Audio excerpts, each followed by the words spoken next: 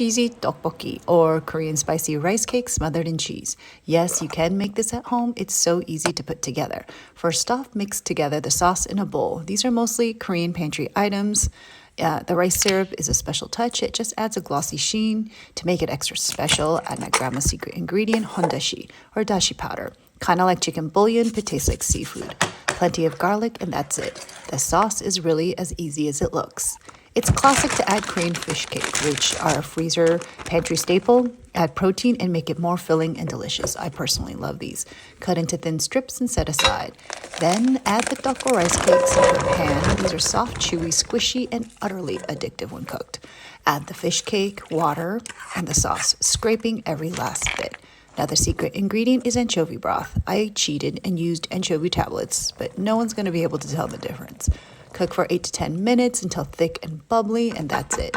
If you want to be extra, don't forget to add some cheese, hard-boiled eggs. Cover and let the residual heat melt everything into gooey deliciousness. And that's how you make tteokbokki. Enjoy!